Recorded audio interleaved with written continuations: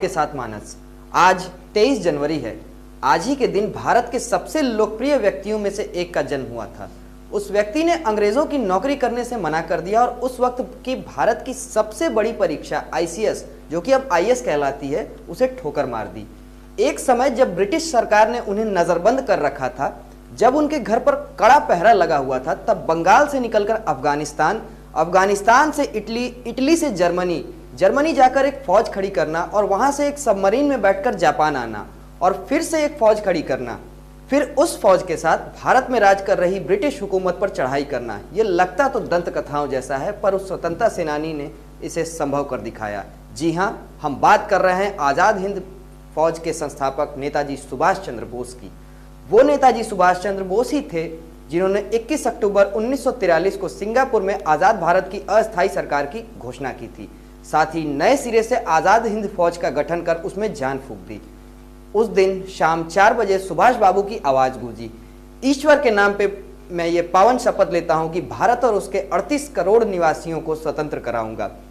बोस बाबू की इस सरकार को Germany, Japan, Philippines, Korea, Italy, Manchukuo और आयरलैंड ने तुरंत मान्यता दे दी। जापान ने अंडमान और निकोबार द्वीप इस स्थायी सरकार को दे दिए। नेताजी उस द्वीप में गए, उन्होंने उसे नया नाम दिया। अंडमान का नया नाम शहीद द्वीप और निकोबार का नया नाम स्वराज द्वीप रखा गया। 30 दिसंबर 1943 को इन द्वीपों पर आजाद भारत का झंडा भी फहरा दिया गया। नेताजी की जयंती को आज पूरा देश पराक्रम दिवस के रूप में मना रहा है। उन्होंने जिस बहादुरी से अंग्रेजों की आंखों में आंखें डालकर लड़ाई लड़ी, आज हर भारतीय उसका कायल है।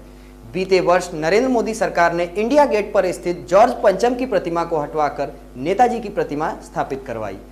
इसके अलावा नेताजी सुभाष चंद्र बोस के जीवन से जुड़ी कुछ ऐसी फाइलें जो कि कभी सार्वजनिक नहीं हुई थी, वैसी करीब 100 से ज्यादा फाइलों को सार्वजनिक किया गया। महात्मा गांधी के राजनीतिक विरोधियों में सुभाष बाबू अग्रणी थे। वैचारिक मतभेद के बावजूद नेताजी ने ही उन्हें पहली बार राष्ट्रपिता की संज्ञा दी थी। हालांकि वो कांग्रेस के विचारों से बहुत कड़ी असहमति रखते थे। नेताजी की मौत पर भी संशय है। आधिकारिक तौर पर तो उनकी मृत्यु प्लेन क्रैश में हुई थी, पर नेताजी का पार्थिव शरीर कभी भारत नहीं लाया जा सका। एक थ्योरी यह भी है कि अयोध्या के गुमनामी बाबा ही नेताजी सुभाष चंद्र बोस थे, जिस पर एक फिल्म भी बन रही है। नेताजी की वजह से ही देश की नौसेना में सन 1946 में एक भयंकर विद्रोह भड़क उठा, जिसका जिक्र ब्रिटिश प्रधानमंत्री क्लेमेंट एटली ने भारत दौरे पर भी किया था।